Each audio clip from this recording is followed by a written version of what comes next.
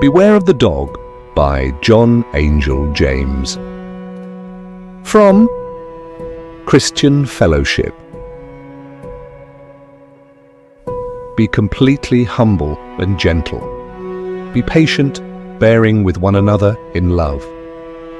Ephesians chapter 4, verse 2.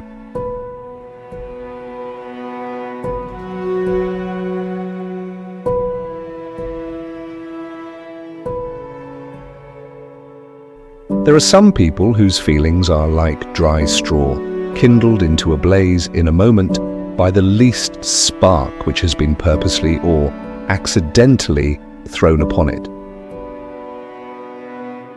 A word or a look is, in some cases, quite enough to be considered a very serious injury.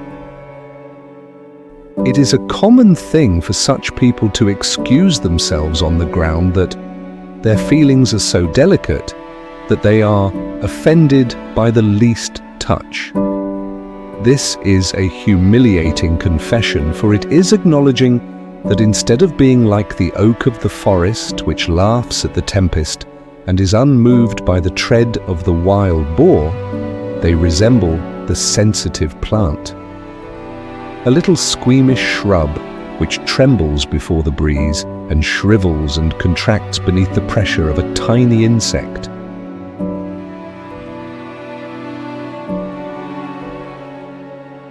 Delicate feelings?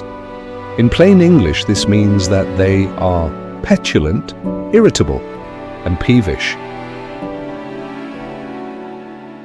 I would like to have a sign hung around the neck of such people, and it would be this: beware of the dog. We should never allow ourselves to be offended. In fact, most of the time the offense is not even intended.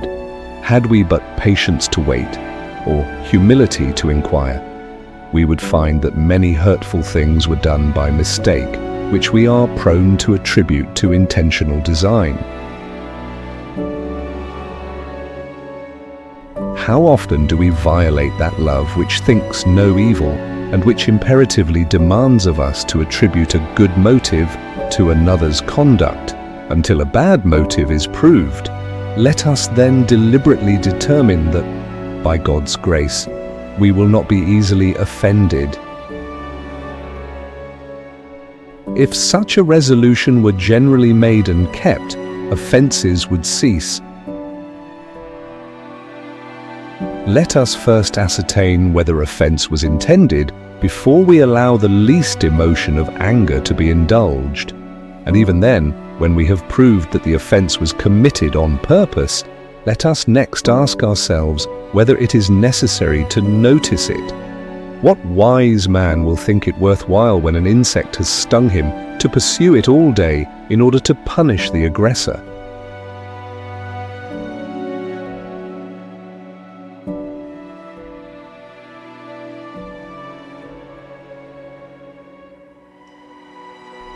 Therefore, as God's chosen people, holy and dearly loved, clothe yourselves with compassion, kindness, humility, gentleness, and patience.